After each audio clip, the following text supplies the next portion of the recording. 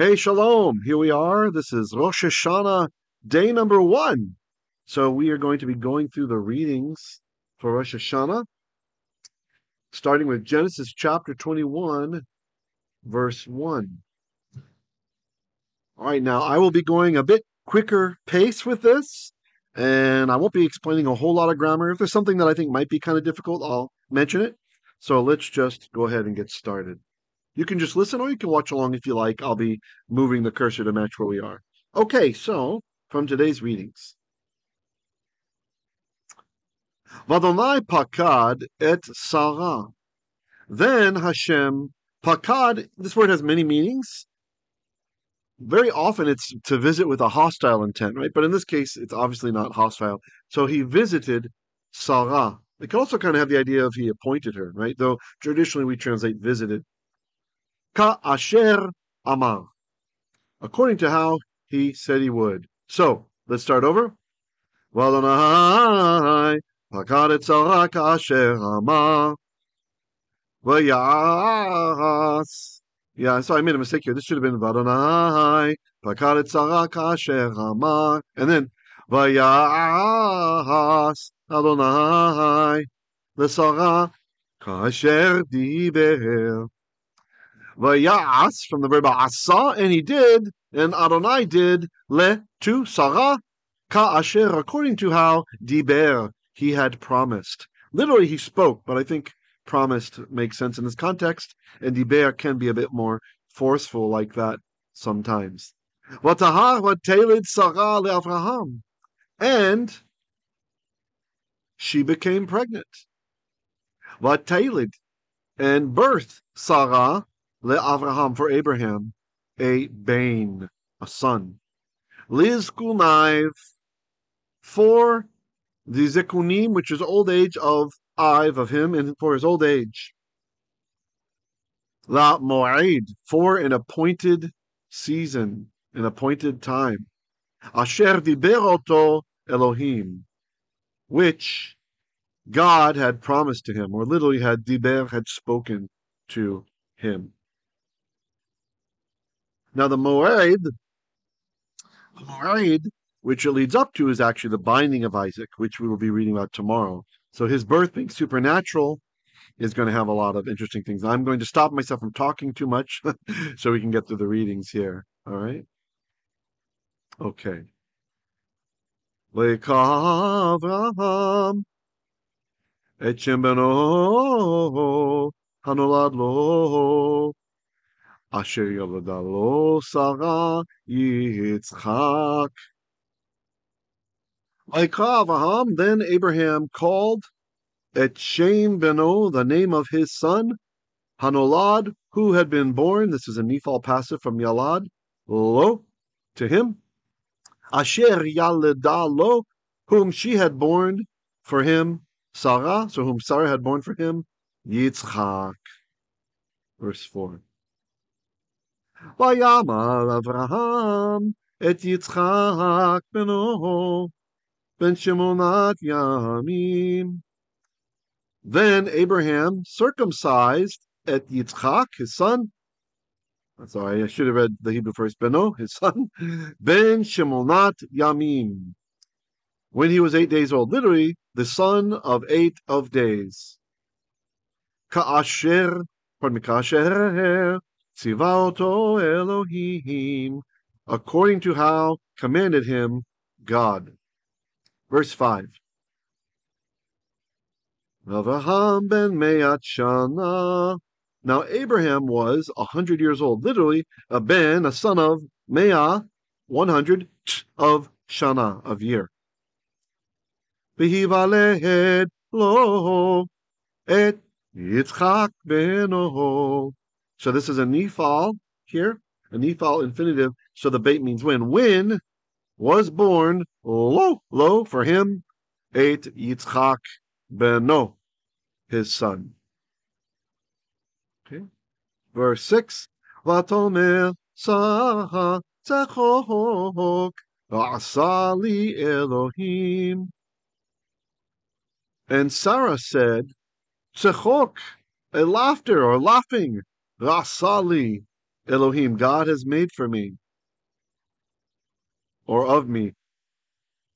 Kol hashomer yitzchak lihi. Everyone who hears will yitzchak, will tzachak, will laugh li for me, with me. It could be saying at me, but it's not in such a bad way. Vatomer mihi milehel Avraham. Heni kavanim Sarah. Ki yaladti vein lizkunaiv. Vatomer. So she said, or then she said, me. Who? Me leil Avraham. This is kind of poetic sounding. A more common word in Aramaic. Who would have said to Abraham, Hey Nika Banim Sarah, that Sarah would nurse children. Ki yaladti, or that I had born vain, a son, Lizku Naiv, for his old age. All right. Let me see. Okay, let's continue with verse 8. This is Genesis chapter 21, verse 8, for the readings for the daytime of Rosh Hashanah 1. Vayigdal hayeled, vayigamal. Vayigdal. That is not a PL. The dagesh and the dalet's just there because it's a big God kafat letter.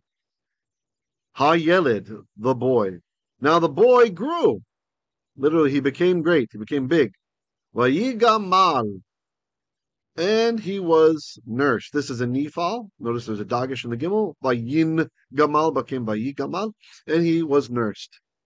Vayas Avraham mishteh gadol beyom higamer et Yitzchak. Vayas, from the verb asa. Then Avraham, Ya'as, he made a mishteh, a feast, usually implying that there's drinking and such. What kind of feast? Gadol, a great feast. Maybe that's not accidental that we have Gadol here in the Lad Vayigdal. Beyom, on the day of Higamel, his having been weaned. Et Yitzchak, of Isaac having been weaned. Verse 9. Let me get a drink real quick.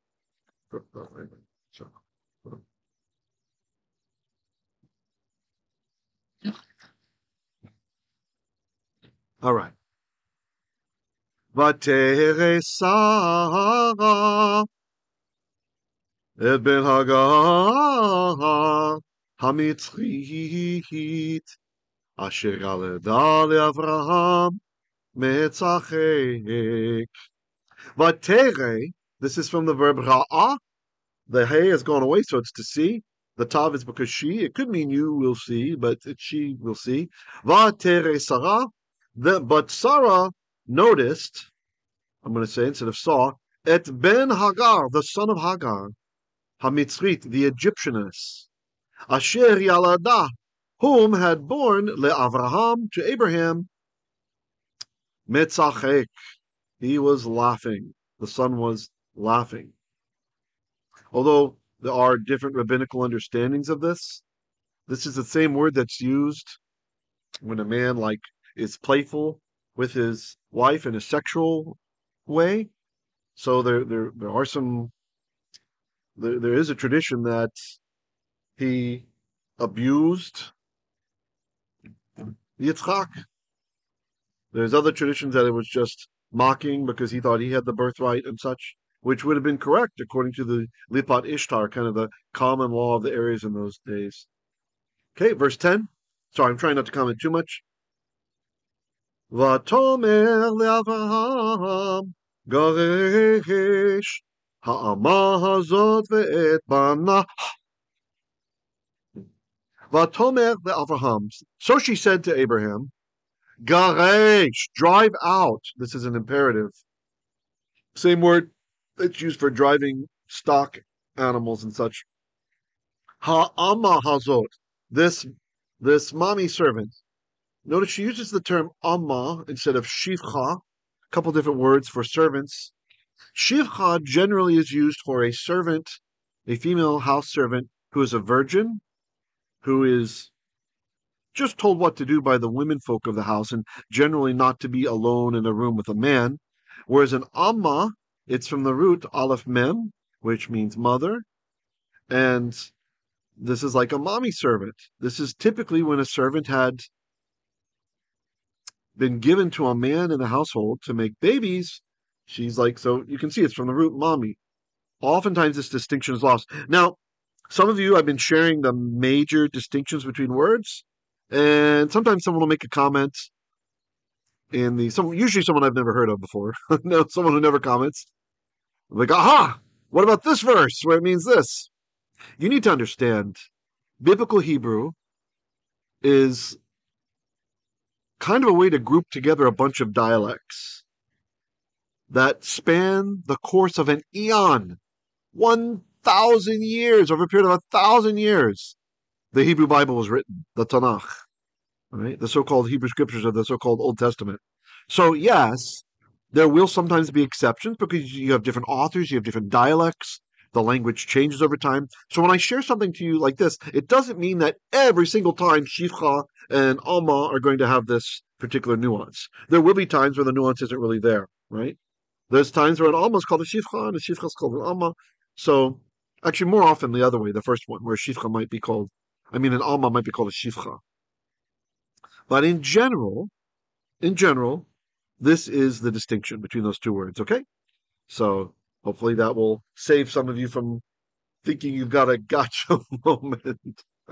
There's only so much I can say, right, in these little lessons. All right. Ha'ama hazot. Literally, the mommy servant, this one. Ve'et ben Nah.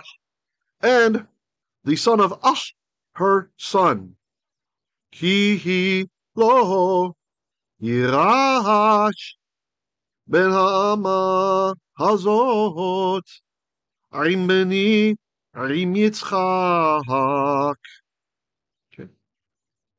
Which, by the way, it's fine to bring up verses, and I don't mind those comments. Just kind of, there's an asterisk here, all right? Even when we talk about nuances like Kadosh and Tzedek and Tehurah or Tahor, and I put them in the Venn diagram, there's still some overlapping, right? It's not completely scientific keeping the language in like a laboratory or something.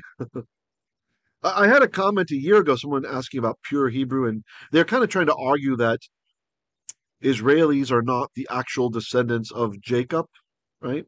Today, i.e., Jews today are not the descendants of Jacob. And they were trying to say, look, the language it's not pure, whatever the heck that means. What is a pure language? What is your idea of a pure language? Show me what you think is pure Spanish, and I'll show you classical Spanish that's different. Show me what you think is pure German, and I'll show you Yiddish, i.e., classical or ancient German, right? Show me. There's no such thing. There's only snapshots in time of a language.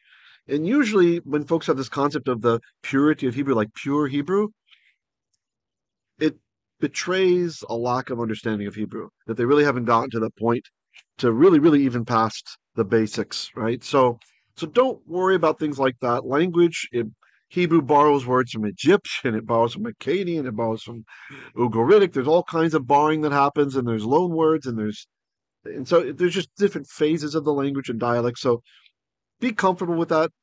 Learning Hebrew is learning Hebrew. Okay? All right. Drive out this mommy wife, Ve'et Bana and her son, Ki lo yirash ben ha'ama hazot. So here's the subject. Ben ha'ama hazot. The son of this mommy servant. For lo not ben ha'ama hazot. The son of this mommy servant, yirash shall inherit or take possession. Literally to take possession. Arim with beni, with my son. Arim Yitzchak, with Yitzchak. And Sarah has been criticized by many a commentator, and I understand too. I feel for Hagar, even though she misbehaved, didn't know her station, And I feel for Avram. I mean, first of all, can you believe how wicked Hagar's behavior is? To be haughty to your mistress. By that we mean the older meaning of the word. Your your boss, who's so much older than you, who's had such trouble getting pregnant. I mean, where's the empathy for Sarah from Hagar to behave haughtily? When it was Sarah who decided to give Hagar to Abraham, it was her decision to do this great, wonderful gift to bestow it upon Hagar, to not only give her a husband, but to give her Avraham Avinu, the great man, to be her husband, that she would be able to share a bed with him and learn from him all these. Such a gift, sharing her husband like this and giving, and instead Hagar just kind of derides her.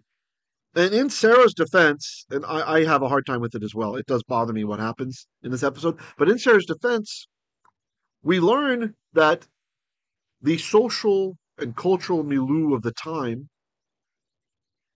there was this common law called the Lipat Ishtar, which was kind of in place. And one of the things that we learn from the Lipat Ishtar is that the firstborn son of a woman was the heir, even if the woman was a slave to the husband, right? So this is from the pagan cultures, but it's still kind of common on the line. And we see Abraham give some kind of nodding of the head to this kind of ancient wisdom, despite its horrible name. Because when he says, look, it's true she's my sister, but not on the mother's side, right? On the father's side, we also find in Lipat Ishtar that, and in general in those communities all throughout the Middle East in those days, that it was abominable to marry your sister if you shared a mother, right? But if it was one of your father's other wives, no problem. It makes sense. It's okay. You just share a father, right? I'm not saying that's okay today. I'm just saying that's that's how people saw it back then. So we see Abraham might be appealing to kind of the common knowledge. Look, she is my sister, but don't worry, we're from the same father, not from the same mother, right? So it makes sense here. What I'm building up to is in the Lipat Ishtar, it says that the son of a slave woman, if he's born first, he is the heir. He will inherit. Now, wait for it. Here comes the nice part. Unless the mother and her son are given their freedom. If they are freed, if they're set free and released from the household. You get it? Now we can understand. Sarah is not just being like a biddy to Hagar, although for sure there was no love loss between them. She was ensuring the inheritance of her son, who she knew was the miracle. He is the monogenos. He is the species unique son. He is the yachid. When we're going to see tomorrow that Hashem says to give me your yachid b'cha, not your only son. That's not a good way to translate that because it's not true. Your unique son, the son of the promise. And so it's a legal maneuver on Sarah's part. You don't have to like it. It doesn't have to feel good. Going by the letter of the law can sometimes result things like in the case of David HaMelech, what he did, right? He might be legally okay if we go with the tradition, but still it smells bad, right? So Sarah is ensuring, and this kind of confirms one of the midrashim I referred to earlier, or maybe it was in my mind, I didn't refer to it, where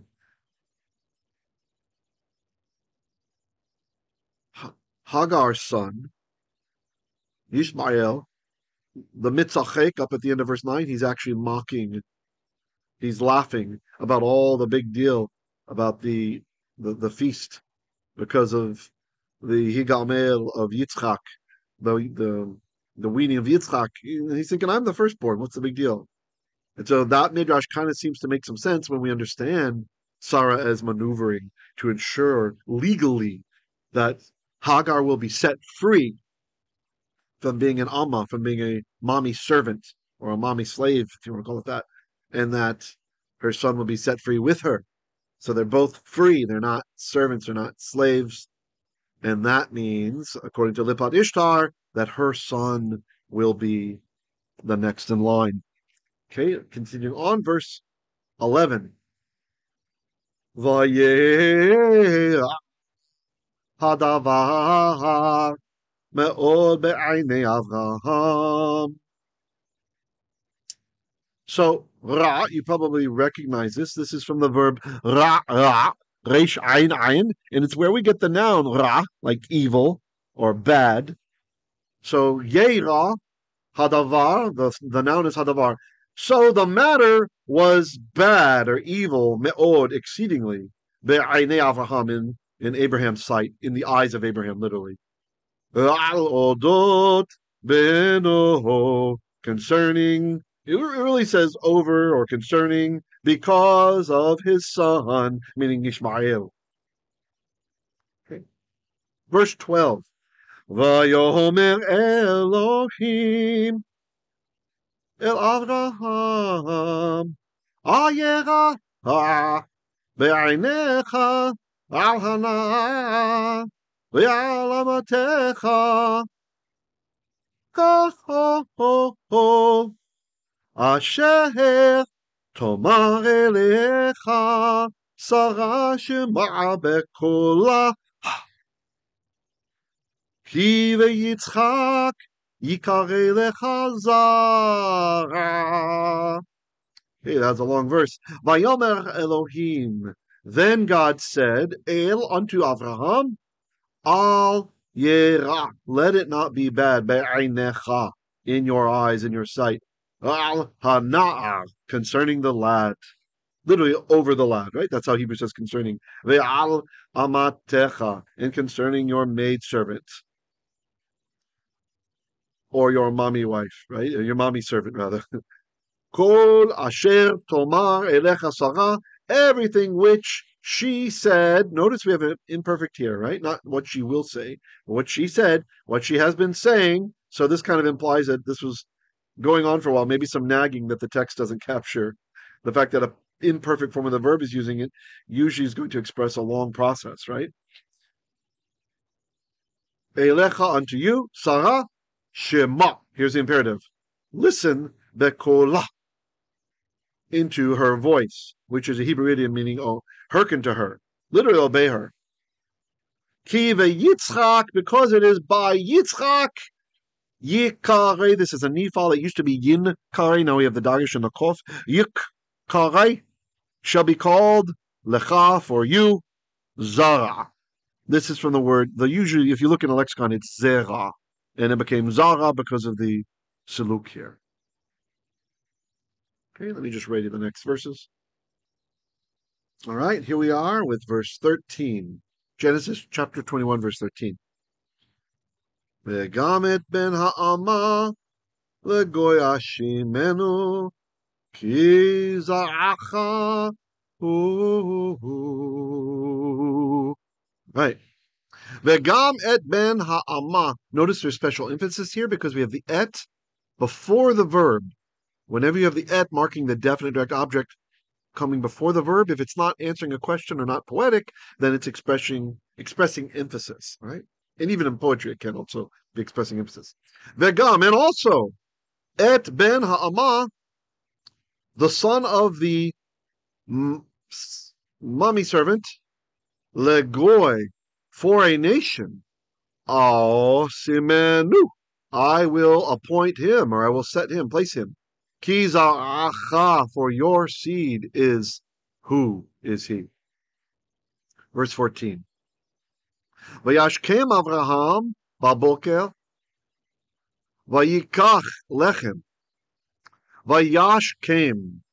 Shakam is to get up early. This is not a P-il, it's a he-fil. The dagish is in the second root letter, only because it's a begad kefat letter, okay? So don't get confused. So I have it marked for you here as a he-fil. In this case, the A tseri is going to be our little hint that it's a he-fil, and also the A under the yod. Vayash came, Avraham. Then Avraham got up early, is what that means. He got up early. Ba boker, in the morning. Vayikach, from the verb lakach, that's why we have the dagish and the kof, showing you where the lamed went. So it would have been vayilkach, became vayikach lechem. And he took bread or food.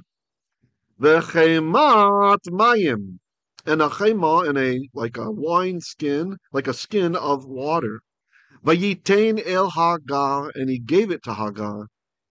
Some, he placed it. This is from Sim, the same verb we saw up here. Asim, I will place. Here's some, he placed. Upon Shichmah, her shoulder. Shechem is a shoulder. Shichmah is shoulder of her. That's why it's marked with my marking for I can only think of it in Hebrew. What's it called in English? The construct. Ve'et hayelid, and now we have emphasis. Here's the et coming before the verb. Verb yeshal lecheha coming up. Ve'et hayalid, pardon me, ve'et hayelid. It would have been yalid if this was the etnachta. It changes there. Ve'et hayelid, and the boy, vayshal lecheha, he sent her. So it sounds to me like he sent with her. He sent out with her. Shalach is to send. This is a PL. That's why we've got the dagesh and the lamed. So it's an intense form. This can mean divorce. Divorce or to send out. When a king does it, it's to banish. And have a lot of meanings. So, and the lad, or perhaps and with the lad, he sent her out. Vatelich, vateta b'midbar. Vatelich, so she went. Vateta, and she wandered. B'midbar, in the wilderness of Be'er Shava. Right, so this is a construct chain, hence the wilderness of Be'er Shava. Okay. Verse 15. Vayichlu hamayim min hachemet, vatashlech et hayeled tachet achad hasichim. Vayichlu, from the verb kala, to finish. And it's plural because mayim exists only in a plural form. When the waters were finished, or when they finished, min hachemet, from the flask, from the skin, va tashlech, then she tossed, or yes, literally tossed, but it's not. She's not tossing him. She's not casting him. It's just kind of a strange usage of it. She caused to set et hayeled, the child, tachat, underneath, achad. So instead of echad, notice it's achad. It's a construct form. One of hasifim, the bushes. Verse 16. I'm going to take a drink real quick if you want to look ahead.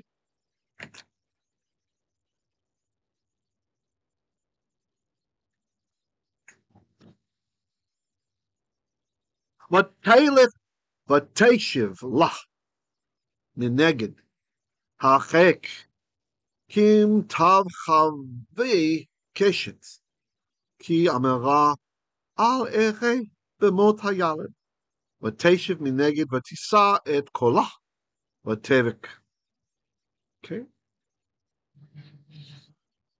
V'teilech, and she went, is from halach, it's tav. Teilech can mean you will go or she will go. Va teilech, and she went. Vateshiv, this is from the verb yashav, the yod has disappeared, and she sat, lah, for herself. Mineged, from across from, like facing. It's interesting, in modern Hebrew this can mean like someone's against you, right? But this is from facing hachek, far off, or making it far. Kim tachave. Sorry, that's hard to see that Sari here. Where I did this. It's like the tachave, like the shooting of a keshet, of a bow, meaning the distance that a bow could shoot, right? Like a typical archer could shoot. Ki amira, for she said, Al erech, I will not see. Bemot hayalid, the death of the yalid. Notice here it's yalid, up here it was yalid. I made that mistake when I was reading before because I was kind of scanning it, and I said ha'et ha'yalid, because that's what it happens when it gets a strong ta'am under it. The death of the boy. Vateshiv, and she sat mineged, from across from him, from across. Vatisa et kolah, and she lifted up. This is nasa. It would have been vatinsa. That's why there's a dagesh in the scene. It's not a PL. Vatinsa, the root is nasa, like NASA carries things into space, lifts up things into space. Vatisa, and she lifted up, she carried up at kolah, the voice of her voice. Vatevik, and she wept. The verb is bacha, beit kaf hey. And the hay went away. Bacha, bacha, bacha. It's anamana, poetic. All right. Verse 17. Vayishma Elohim et kol hana'ah. Then God heard the lad's voice, literally construct state, the voice of the lad. Vayikra malach Elohim el Hagar. And the malach Elohim, the messenger of God, Yikra called El unto Hagar. Hagar? Min hashamayim, from the sky, from the heavens. Vayomer lah. And he said to her, Malach Hagar, what's to you, Hagar? Like, what's wrong? What's going on with you? Al tir'i, you do not fear. Ki shama Elohim el kol hana'ah. Because God has listened el unto kol hana'ah, the voice of the lad. Ba'asher hu sham. In that, or in when he is there. You don't see this construction that often. Usually we see ka asher instead of ba asher. So, interesting. Verse 18. Kumi, arise. This is a command to a woman. Kumi, se'i. This is from Nasa. The noon is just missing. Carry up. Et hana'ah, the lad. Veha chaziki. And be strong. Or make strong, rather. Let's see, he feel. Imperative. Et yadeich, your hand, bo, with him. Ki legoy gadol asimenu. For, or indeed, for a great nation I shall assign him. Literally, I will place him. Okay, verse 19. Really, some people get confused by the nu at the end of verbs, thinking it might be the nu, like us. When you see nu on the end of a noun, that's going to be us, yeah? When it's on the end of a verb, it could be him or it could be us. There's some ambiguity there. And we do get a little bit of ambiguity also from mimenu, some other things like that. But so just be a bit flexible in that one. Verse 19. Vayifkach Elohim et eineha. Then God, pakach, opened up eineha, the eyes of Ha, her eyes. Vatere be'er mayim, and she saw a well of water.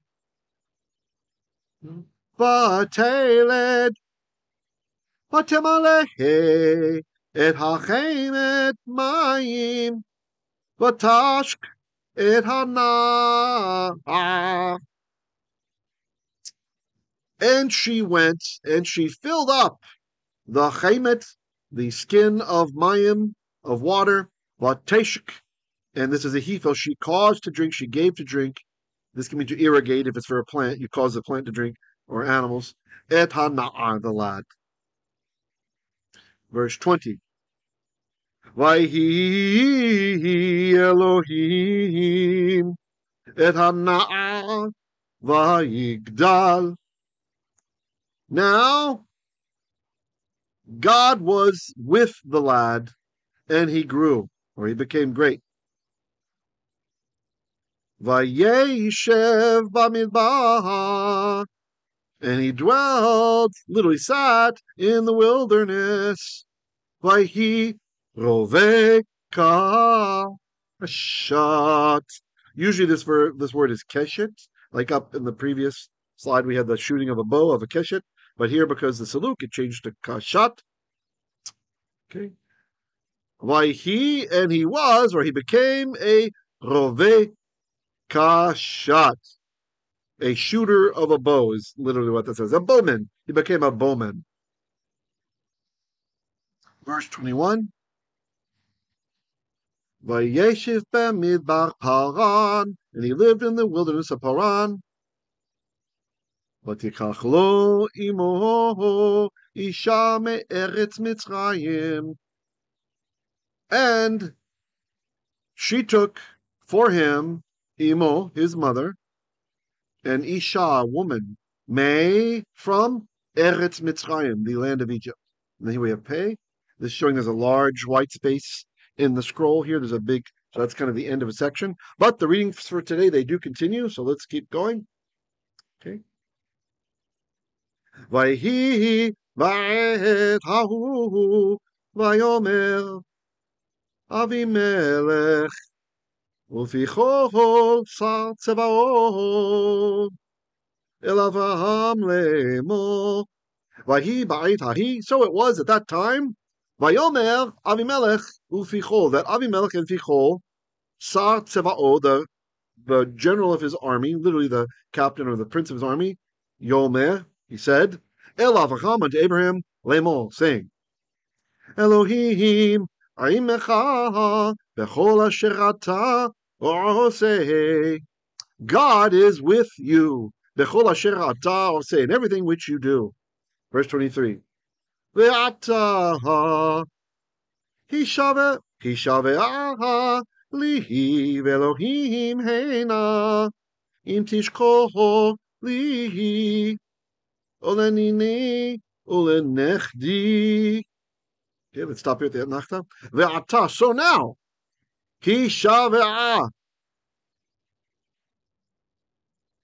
swear li, to me, ve'elohim, by God, heina, now, im tishkol li, if you deceive me or act out of faith, break faith with me, ulenini, and to like my little plants, which means offspring, ulenechdi, also my offspring, another word for offspring there.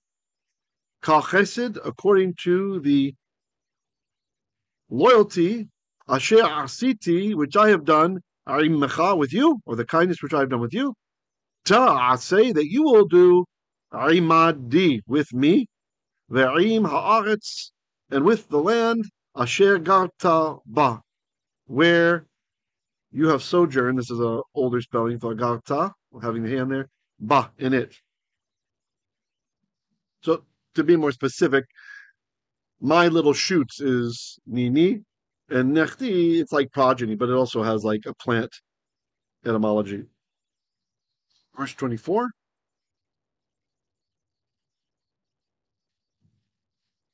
Vayomer, Avraham, Anochi Ishavea. Then Abraham said, I indeed swear it. This is an emphatic pronoun, the Anochi here. It could have been Ani also. There's nothing special about Anochi versus Ani. Verse 25. Vehochiach Avraham et Avimelech. So this is from the verb yachach. It's a hefil. It means to correct, right? Or to chastise. So then Abraham chastised, he corrected Avimelech.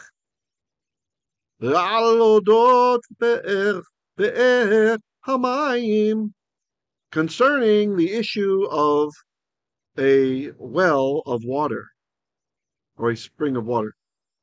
Yeah, well, Asher Gazelu Avdei Avimelech, whom they stole, the servants of Avimelech. Verse 26. Vayomer Avimelech lo yadati mi asayet hadavar hazeh. Then Avimelech said, I don't know who did this thing. Vegamata lo higata lihi vegam anochi lo shemati beauty hayom. And also you indeed did not tell me.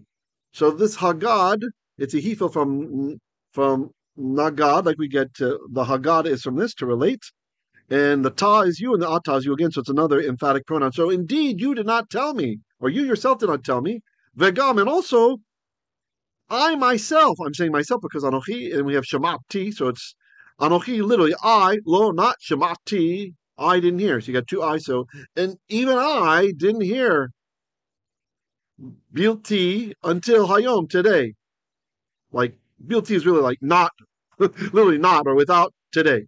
He kind of speaks a little bit strangely. Oh, then I just had the first part of verse 27. I didn't get it all captured. That's fine. Vayikacha. By the way, I love how the Bible captures people's speech patterns in Hebrew. Vayikach Avraham son uvakach vayiten la'Avimelech. And then what I'll do is I'll stop here at the Etnachta. We won't do this last word until the next screen, okay? So Abraham took son, a flock or sheep, uvakar and bovets, vayiten la'Avimelech, and he gave it to Avimelech. Okay, so picking up after the Etnachta, vayichetu shenehem berit. And the two of them made a covenant. Literally, and they cut two of them a berit, a covenant. Don't say in your English translation they cut a covenant. I know people like to do that, emphasizing on what covenants used to be involved in stuff, but that's not what it means. It means they made a covenant. It's already idiomatic in Hebrew. Okay. All right, verse 28. Vayatsev Avraham et Sheva kivshot hatzon Levadehen. Pardon me. Kivsot Hatzon Levadehen. Vayatsev Avraham. And Abraham, Natsav, he positioned or stationed Sheva, 7 Kivsot. A kivsa is a ewe, E-W-E, a female lamb. Hatzon, of the flock or the sheep. Levadehen. Levad means alone, of hen. That's the female plural form of them. So they by themselves, like they're off by themselves. Verse 29. Vayomer Avimelech el Avraham maha heina sheva kevasot ha'ele asher chitzavta levadana. Okay. Again, you can see here he's also speaking his different way, right, than the narrator. Vayomer Avimelech, then Avimelech said, El Avraham, unto Abraham, Ma, what? Heina, is this? Sheva kevasot, these 7 ewes, 7 female sheep. Ha'ele, they're these ones. Asher, which? Hitzav ta, you have stationed, levadana, by themselves. Verse 30. Vayomer, ki et sheva kevasot, tikach miadi. And he said, for, and now look, we have et, the definite direct object marker, coming before the verb tikach. So 7 use tikach from tilkach, you will take miyadi, from my hand. Ba'avur tikeli le'ida ki chafarti et ha'be'er hazot. Ba'avur, on account of, or so that, tikeli, they will, it will be for me, le'ida, as a witness. Ki chafarti, that I chafard, I dug. This word can mean dig, or can also mean like to seek out the details, like to investigate, like a detective digs, right? Et habe'er hazot, this well. I dug out this well. Verse 31. Al ken kara b'makom hahu be'er shava ki sham nishpe'u shenehem. Al ken, this you just need to remember means therefore, Kara lamakom hahu was called that place Be'er Shava, well of 7. It's actually, to this day, we have this town in Israel, Be'er Sheva. It's Sheva usually, but it becomes Shava. See, up here it's Sheva with the Segol in verse 30. Sheva. But it becomes Shava because the Etnachta, or Atnachta, however you like to call that guy, likes to lengthen a short Segol to a long Kametz. Ki sham, because it's there, nishbe'u, that they swore, shenehem, the two of them, an oath. They oathed, is really what's that saying. Okay, and this is the last of the Genesis Torah reading for today. Verse 32 says, Vayichetu berit biv'eh shava, vayakom Avimelech, ופיכו שר צבאו, וישובו אל ארץ פלישתים. ויכרתו ברית So they made a covenant, literally cut a covenant, if you must, Biv Shava, at Be'er Sheva, Vayakum. Notice it's an O on the second one because this is a closed unaccented syllable. Vayakum Avimelech, and Avimelech, he kumed. We lost the U because it's a hollow verb. He got up. Pardon me, Avimelech and Fichol, Sa Tzeva'o, the general of his army, they got up. Vayashuvu, and they shuved, they returned, El Eretz Pelishtim, to the land of the Philistines. Verse 33. Vayita Eshel Biver Shava, Vayikrosham, Beshem Adonai, El Olam. Okay, so Vayita, the verb is nata, which is to plant, and he planted an eshel, traditionally a tamarisk tree. Although some of the mefsharim, they say that this was actually a grove, like an entire grove. I think Rashi claims, quoting someone else, I can't remember who. I think Rashi claims that one argument for the grove is so that he could be a good host to his guests. Although Ibn Ezra strikes back saying it must be a tree because he natad it, he planted it, right? So that's something. Also, the Rashbam agrees that it's a tree. Kimchi says near the well, that he planted it near the well, in order to show that indubitably it was his place now, right? That he definitely claimed it. Biv Shava, at Be'er Sheva, Vaikra Sham, and he called there Beshem Yodhe Wauhe, in the name or by the authority of Yodhe Wauhe. El Olam, God of eternity, the eternal God. And be careful interpreting this as world, because in biblical Hebrew, this word, we don't have evidence that it had yet taken on the meaning of world as it does in later dialects of Hebrew, like the beautiful song Adon Olam Asher Malach, like Master of the Universe. So this, it's best to go with eternity, God of eternity, or the eternal God. Okay. Which is also how some Jews understand Yod-Heh Waw-Heh to mean eternal one, the name of the eternal one, or by the fame of the eternal one. And then finally, verse 34, finishing up the Genesis reading for Rosh Hashanah number 1. Okay. Vayago Avraham be'eretz Pelishtim yamim rabim. Vayago Avraham. Again, this is an O because closed unaccented syllable. The verb is gul, hollow verb. It's gimel, waw, resh, waw or vav, and the u has disappeared. So the yod is he. So Abraham sojourned. That's what gul means. He sojourned. He dwelled for a while. Be'eretz Pelishtim, in the land of the Philistines. Yamim rabim, for many days. And when you see the days in plural like this in the Tanakh, it's usually talking about years. Here we have the faith. That is the end of the reading from Genesis. Chag Sameach. May you all be inscribed in his book for a good year in the book of life. And we have a sweet new year. May we all emerge from these days of awe coming up as better people. Shalom, shalom.